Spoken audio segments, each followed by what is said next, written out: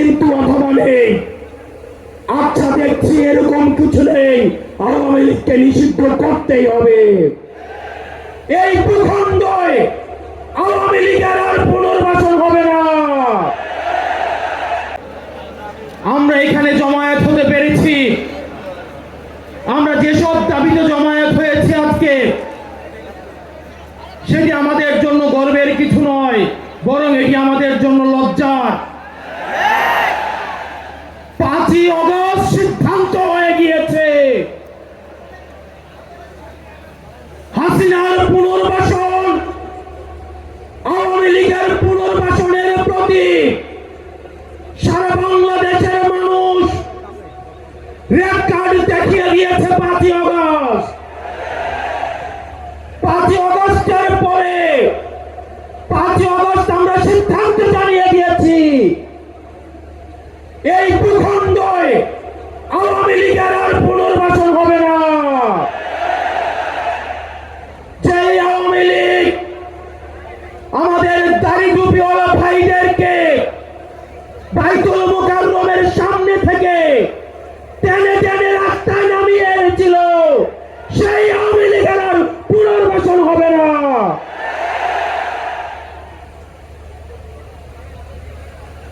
প্রিয় সংগ্রামী সহযোদ্ধা, অত্যন্ত পরিতাপের বিষয়, আজকে 8 মাস পরে এসেও আমাদের দেশের অনেক রাজনৈতিক দল, অনেক রাজনীতিবিদ আমাদেরকে বারবার করে মনে করিয়ে দেয় আওয়ামী লীগ নাকি রাজনৈতিক দল, এবং এই রাজনৈতিক দল নিয়ে সিদ্ধান্ত আসার এখতিয়ার নাকি তাদের নেই।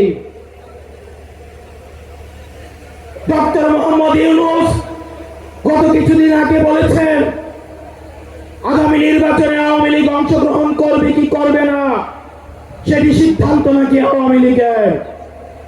ডক্টর মোহাম্মদ ইউনূস, আপনি ভুলে যাবেন না, আমরা আপনাকে ক্ষমতায় বসিয়েছি। আওয়ামী লীগ নির্বাচন করবে কি করবে না, আওয়ামী লীগ আসবে কি আসবে না, এই সিদ্ধান্ত নিয়েছি আমরা।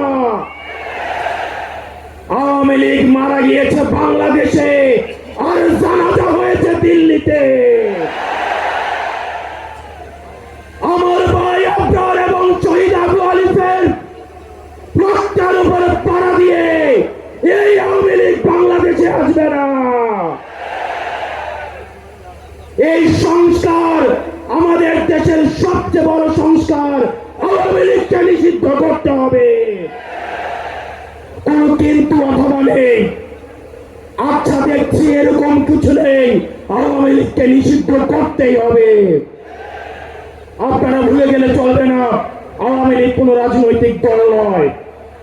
৭১ পরবর্তী সময়ে আপনারা দেখেছেন শেখ মুজিব সর্বপ্রথম বাকশাল কায়েম করে গণতন্ত্রকে গলা টিপে হত্যা করেছে। এই বাকশালী দিয়ে ৩০,০০০ জাসদ কর্মীকে হত্যা করে সারা বাংলাদেশে কসাইতন্ত্র কায়েম করেছে। আওয়ামী লীগের লুটপাটের কারণে আপনারা দেখেছেন ৭৪-এর দুর্ভিক্ষে ১৫ লক্ষ মানুষ মারা গিয়েছে। আমরা বারবার করে বলতে চাই, আওয়ামী লীগ কোন রাজনৈতিক দল নয়। আওয়ামী লীগ হচ্ছে একটি সন্ত্রাসী সংগঠন। এই সন্ত্রাসী সংগঠনকে নিষিদ্ধ করার মধ্য দিয়ে আমরা সংস্কার দেখতে চাই। একই সাথে সাথে সাপ্লাই যে হত্যাকাণ্ড হয়েছে, আমরা আপনাদের কাছে অনুরোধ জানাবো, এই সাপ্লা হত্যাকাণ্ডে যারা শহীদ হয়েছে, আজকের এই মঞ্চ থেকে এই শহীদের লিস্ট আপনারা জাতির সামনে প্রকাশ করুন। একই সাথে সাথে হাসিনার এই ফাঁসি না হওয়া পর্যন্ত প্রয়োজন হলে আমাদের শেষ রক্তবিন্দু দিয়ে এই তরুণ প্রজন্ম আমরা হাসিনার ফাঁসি নিশ্চিত করা পর্যন্ত আমরা আন্দোলন চালিয়ে যাব।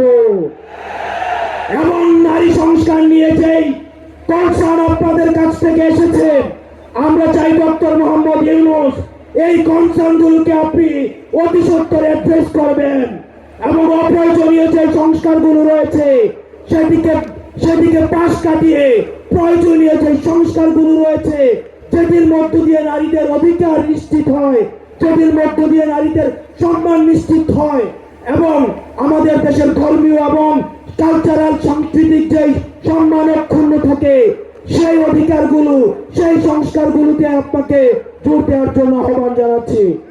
আপনারা ভালো থাকবেন, সুস্থ থাকবেন, হকের পথে, হালালের পথে, সত্যের পথে আমরা এনসিপি আপনাদের সাথে সবসময় রয়েছি। ইনকিলাব, ইনকিলাব।